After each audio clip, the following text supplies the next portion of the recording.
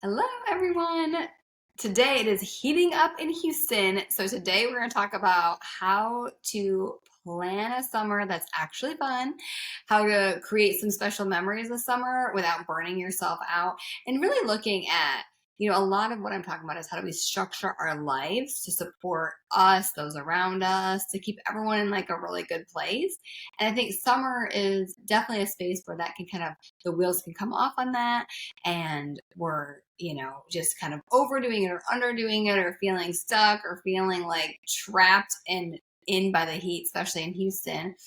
And so I really wanted to look at how are we structuring our summers and kind of using that as a template for our lives, where how do we use certain situations to gain more insight and set ourselves up for success versus doing the same thing and hoping something different will happen. And I say that because I know for a lot of us, if you have kids, summer can be a really fun time and a really stressful time. And I think it can be a time where, as moms, we really overwork ourselves because, when you're a kid, summer is just like magical and fun. And when you're a mom, you're the one behind the scenes, pulling the curtains, cueing all the activities, and really keeping everyone busy. And so I think the most important thing we can do before the summer, well, first off, if you're single, don't have kids, a bucket list is always a good idea to think about what it is that you want to do. And a lot of us, when we're single, we came up with these bucket lists. I mean, this can apply to our whole lives about what our family would be like, what our spouse would be like, what our lives would be like, what our summer would be like. Like, we start with the bucket list. And I think a lot of us haven't evolved beyond the bucket list. We have the fantasy of what it will be.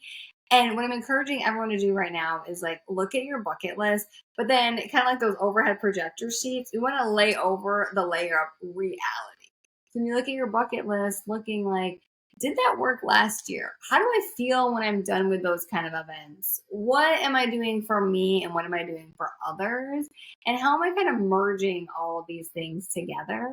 And so I think we all kind of in our lives in general need to evolve beyond the fantasy and beyond the bucket list to create experiences for ourselves and others that align with the intention. So if my intention is to have fun, but I do this activity that always leaves everyone like crying at the end of it or cranky or I'm just totally wiped out at the end of it, it's actually not that fun. It just looks fun in pictures, but just because something looks fun in pictures doesn't mean it's fun in real life. And so I have to be really intentional as I'm shaping and creating plans to create plans that not only look good on the outside, but feel good on the inside. And in a very social media focused world, most of us are just really trying to get the shot that looks good. And whether you're posting it or not, it's still this idea of how do we look the part without living the experience. And so I think really, if we could take a step back, how am I living the experience that I want to have versus looking the part of the person I want to be? And I mean, that is such a huge differentiating factor between how most of us are kind of trained to live and how we really want to be living. And so when you're looking at any sort of plan, you really want to make sure it's aligned with, okay, but is this actually something that I enjoy? Is this actually something that goes well? Is this actually something my family enjoys? I was just talking to someone and I was talking about how, they're saying that when their spouse comes home from a trip, they're tired because they've been watching the kids all week. And then their spouse is tired because they've been traveling all week. And then you kind of get in this battle of like, well, who's the most tired? Who has the right to be tired? And even if you're tired and you've been traveling, you still should jump in with the kids. Or, if I'm the traveling spouse, I'm like, but I've been traveling, you've been home. Why can't you keep going with the kids? Like, it's so easy to kind of have this fantasy of how each person should act and then react based on the fantasy. My fantasy partner flies all over the world and comes back rejuvenated and refreshed and ready to step in and take care of me. Now, I could get caught up in my fantasy, or I could just align with the reality. And I could realize like every time they come home, I'm tired and they're tired. Let's make it a plan that every time that someone comes home from travel, we book a sitter.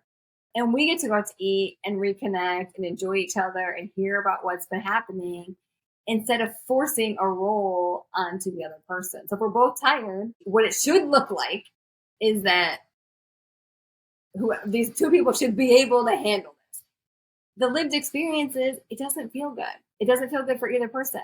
Why are we suffering? How can we make this actually feel good? How can I actually look forward to seeing you and not hate you within 10 seconds of you walking in the door? And so we really want to be like really, checking this bucket list. Where are we living in a fantasy? And then we also want to be looking at our like view, like the what it looks like versus what it feels like, and making sure that we're paying more attention to what it feels like. We want to be really intentional with what we do. And so again, when we hire a sitter, we're hiring that sitter not just because we're supposed to go out. It's like because this is when we in our family system need the sitter. Some people need a date night. As my kids get older, I don't need a date night as much. If there's an event going on, yeah, but what I need is daytime. I need like when I'm done doing my morning shift, is someone there so I can like take a little breather in the afternoon? Or can someone help me in the mornings and take the kids to the park so I can relax? Like it's getting creative. Again, a lot of us are just kind of following these templates without really having a way to check in and assess like, is this working for me? Is the template that I set in place working? And I mean, honestly, that's so much of the work I do with other people is we're who we are, but like, what are the templates we're using and are they supporting us?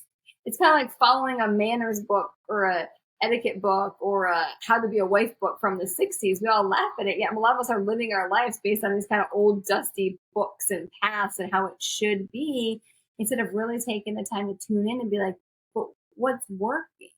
What do I like? What do I need? If the point of having a sitter is to feel refreshed, when is the best time to have a sitter? If the point of going on a date night with my spouse is to feel more connected, what actually allows us to feel more connected? Because for me, sometimes going out to dinner doesn't bring that to me.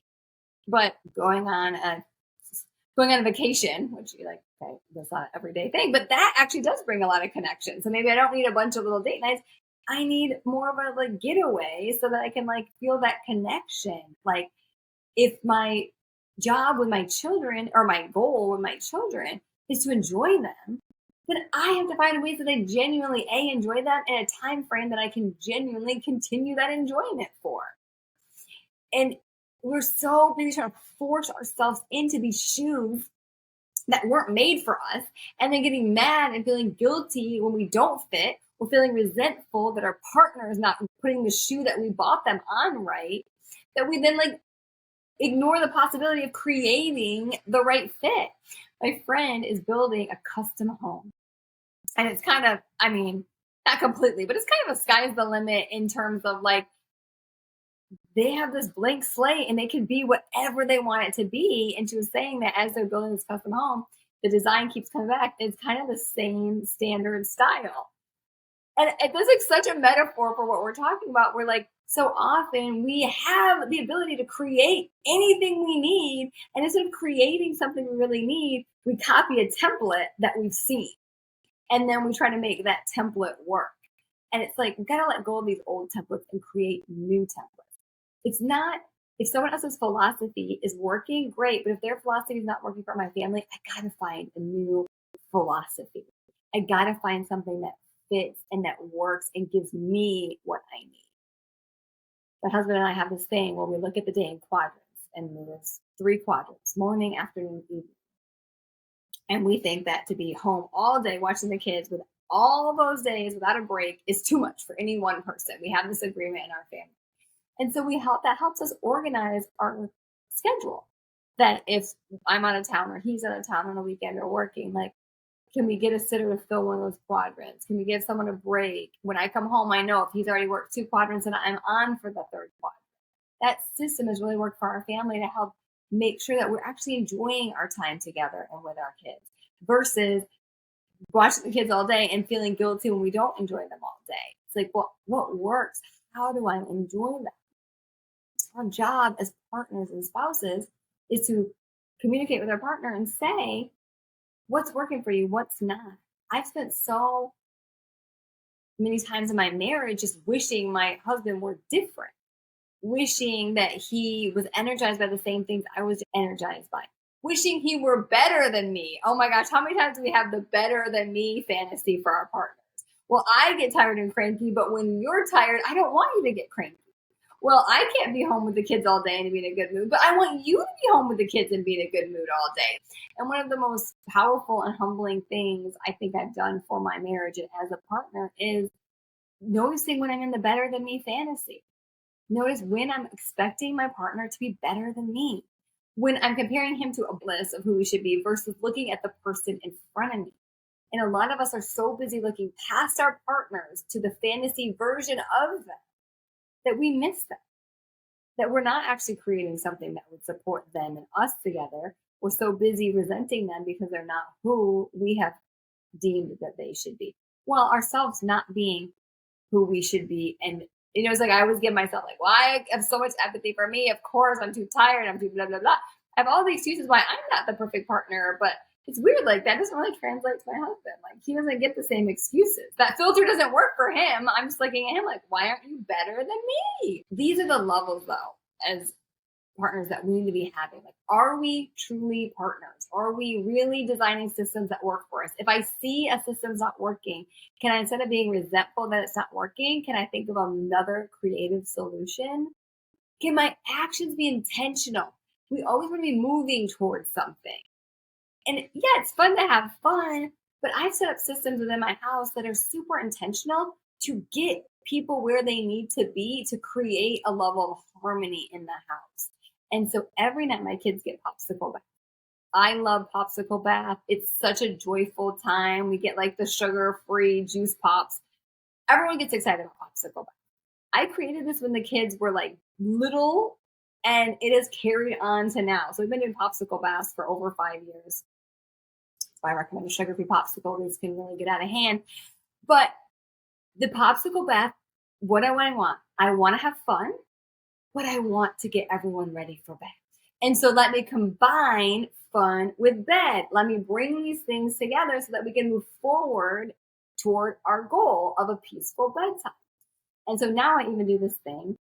Okay, so a popsicle bath. It gets everyone excited about getting in the bathtub.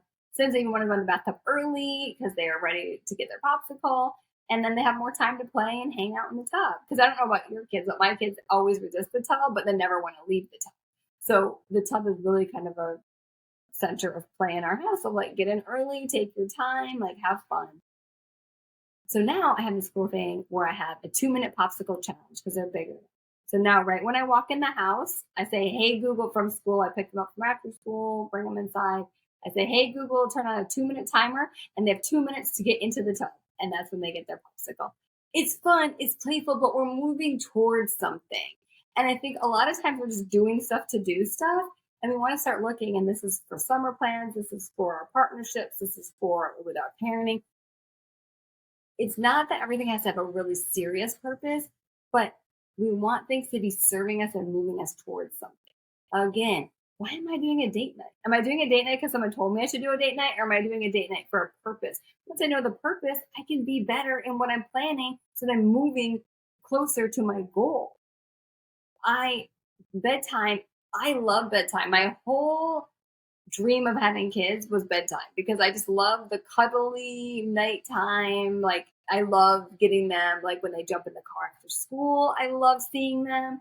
When they get in the house and we get through the bedtime, I love spending that time with them. But the only way I like it is if it's super intentional, because it's so easy how quickly that time can be the worst time of the day or the best time of the day based on my systems and sticking to my intention. And so that example is, if there's a spot in your life that isn't working, it's really starting to ask yourself, like, well, what do I want out of this time? What do I want out of it? Because a lot of times we're mad at our partner for not supporting us when we don't even know what support looks like. We're mad at our kids for not following systems that we haven't put in place.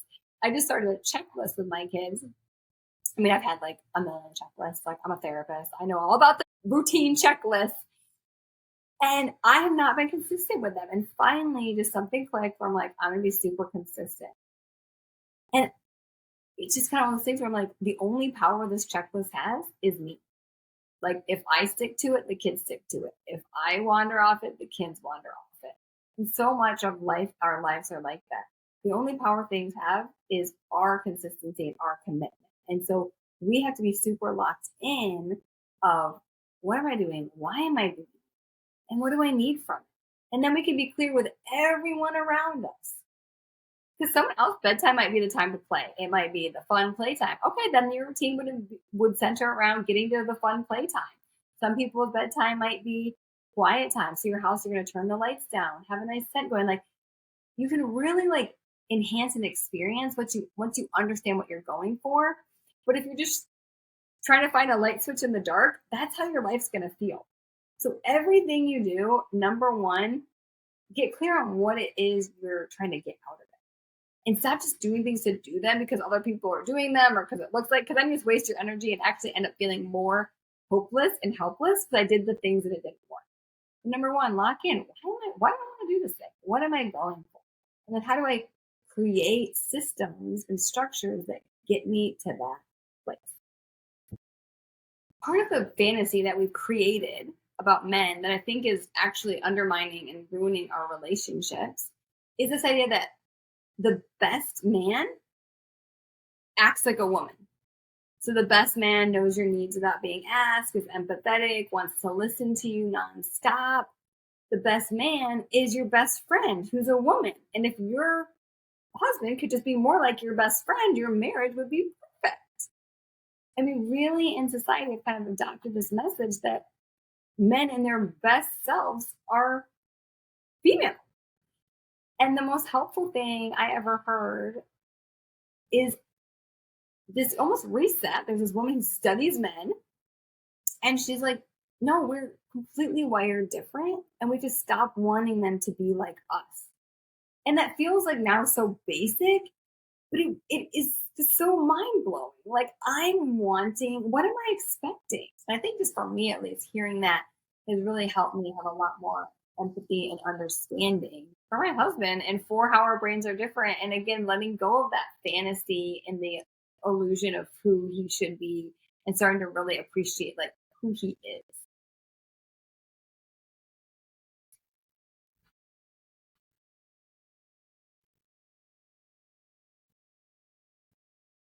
It's easy to expect or want your partner to take care of you in the way that you take care of them. So as women, we do kind of, I do, and all my friends do a lot of home based things, meals, cooking meals, very specifically cooking meals, um, tending to the kids in a certain way, keeping the home picked up. Like as women, we like to do kind of home based things to show our nurturing and our care.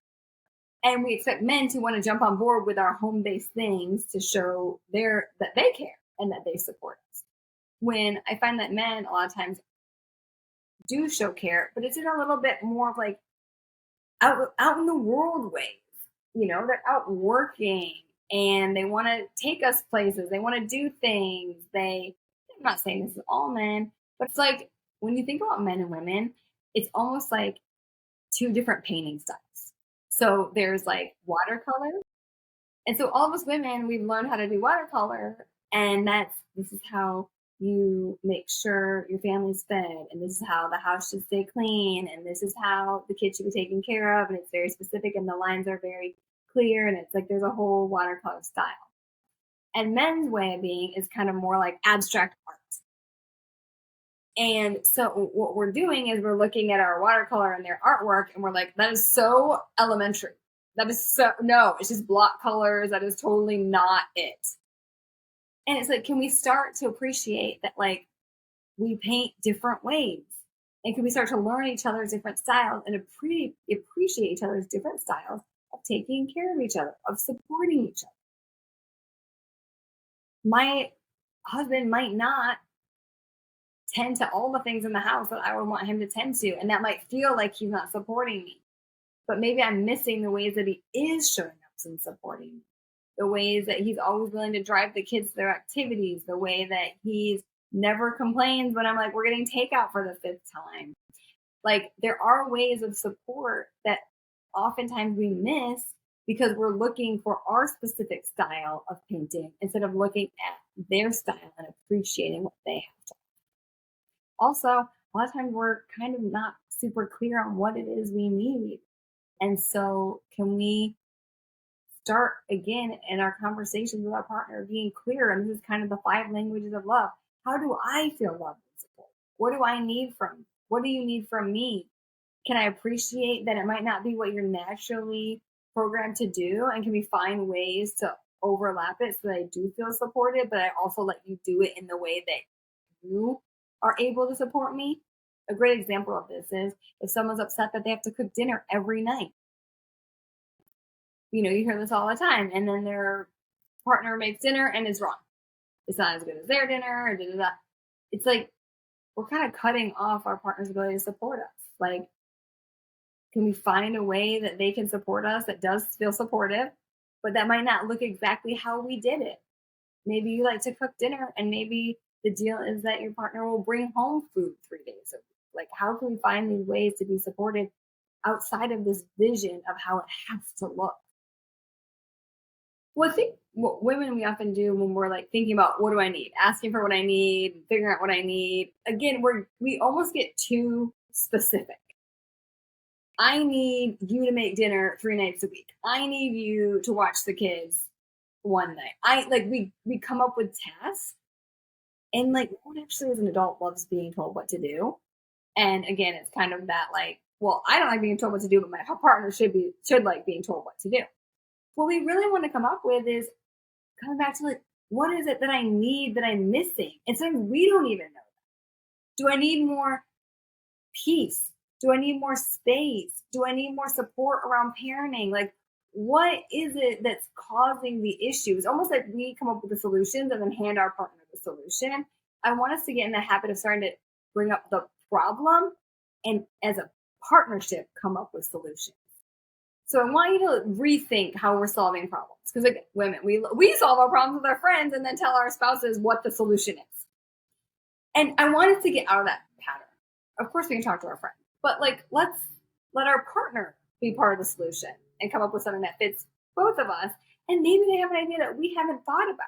And here's the thing: in the problem solving discussion, everything gets put on the list.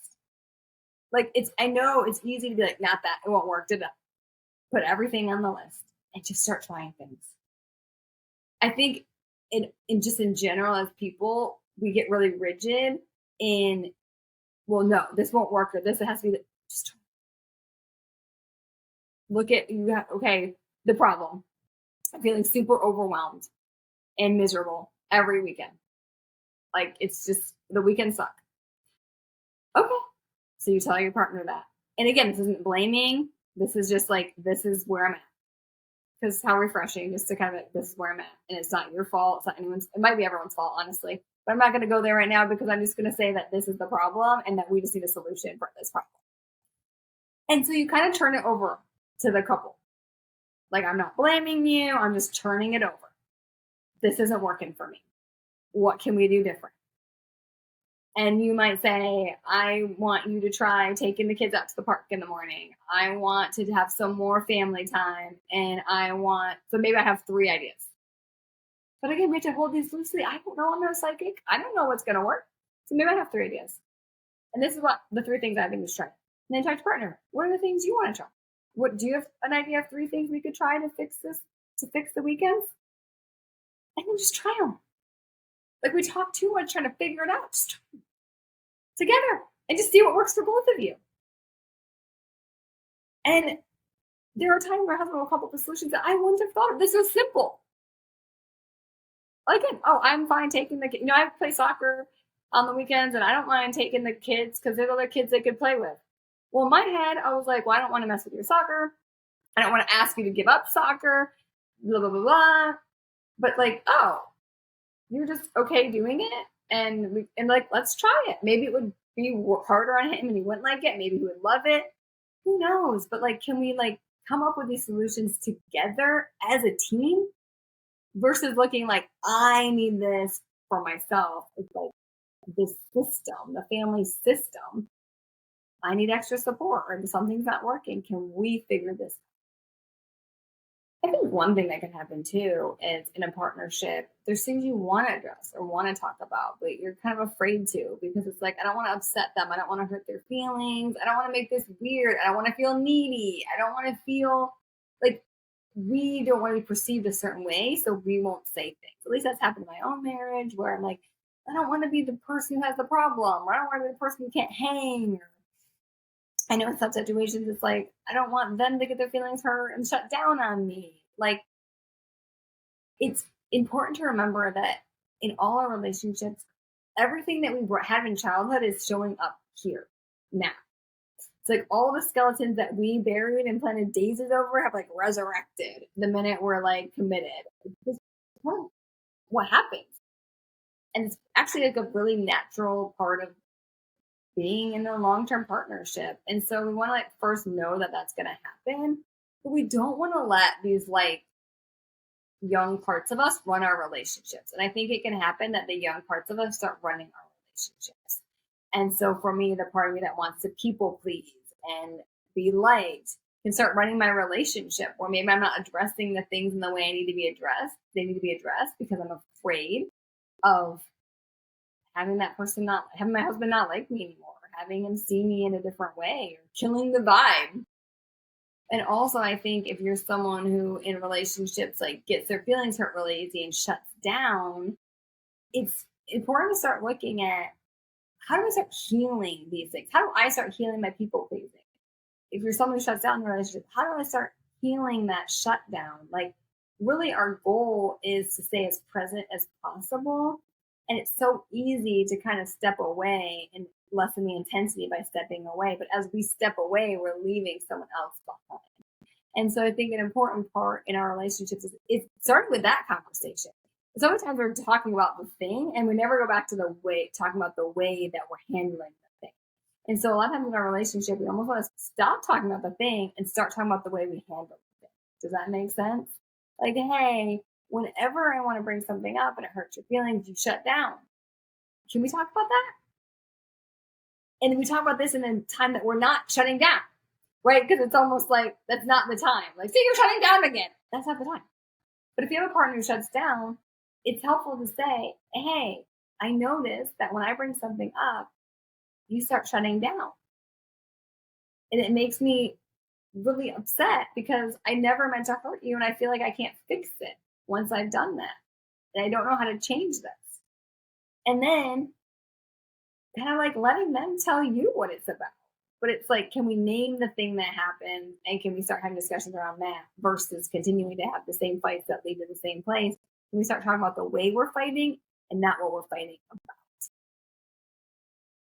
If you find yourself shutting down in a relationship, I used to, when I was first with my husband, I would get really quiet and tired. And I would just like totally like power down and kind of go in this like shell. And what I had to do, the coaching myself through it, I would take as much time as I needed. But the goal, again, kind of this idea, what is my intention? My intention is not to be in a relationship where I have to sleep half the time. My intention is not to not be able to say what I need to say. My intention is to be in a relationship where I'm able to have discussions and discuss how I feel and not get so caught up in things. And so with my intention leading me, not my ego that wants me to shut down and fall asleep and protect myself, but my intention leading, what I would do is I would take as much time as I need, but then like get those words out, the things I'm afraid to say. And a lot of times we're shutting down, but what we're afraid to say is kind of, again, that little kid inside of us, like, you still love me. Or are you mad at me, right? Like there's these things that like we're afraid almost to say to our partners, you hurt my feelings. Did you mean that? Do you think I'm lazy? Do you like whatever it is, like, or that really upset me. I don't feel like that's true when you said this thing that I don't like, or I feel like you're not listening to me. Like there's all these things. And there's this quote that's coming up from me that I love is on the other side of the things left unsaid lies our freedom. And so a lot of times in the shutdown moments, if you're someone who shuts down in the partnership or you have a partner who shuts down, a lot of times what's happening is like, there's just things I feel like I can't say. And then those things that I can't say become the boulders between us. And then this boulder wall that I built to protect me has become a barrier to the thing I want the most. It's just like so crazy how we do this. We block out the thing we want the most, like when we're protecting ourselves. And so it's just if you're the one shutting down, I really want you to start pushing yourself on that. Why am I shutting down? What am I reacting to? And can I address that with the person? And if you're on the other side of that and someone is shut down and then they want to address something, your job is not to continue triggering the defenses. Well, you did this and we did that. Just listen. What's happening? What's going on? Because it's like a two-person thing. If you're shutting down, your job is to start asking yourself, why am I shutting down? What am I afraid to say? What if I say it? Let me try it. Let me just say it. What am I upset about? What do I need? Say it. And if you're the partner on the other side, receive it without making it about you, without taking it personal, without defending, just receive it. And if we can get in this pattern with our relationships of saying what we need to say to a receptive partner and being the receptive partner, hear what our partner needs to say, that's when we can really start moving forward. Because a lot of times we're reacting to things that didn't even happen. Men react very strongly. There's a great book, Love and Respect. Men react very strongly to feeling disrespected. And men feel disrespected when we question them. And what do women love to do? We love to question them. And women say, oh, I want to be respected. I'm like, we don't even know what respect means at the deep level. Men feel respect. Because I say that, of course, I want a base level of respect. But when I was learning about this concept, they said that men feel disrespected when you question. I was like, questioning is a sign of disrespect? What? We, with my friends all the time, like, girl, I love you, but why are you dating that guy? I'm so disrespectful. I'm questioning your choice of men, but it doesn't feel like disrespect to me or to her. We care about love. As long as there's love involved, I'm fine. But men, we love giving men love. We love men to death. We don't respect them. And they don't want love. And what happens is this pattern starts happening where we withhold respect and men withhold love. Men withhold love and we withhold respect.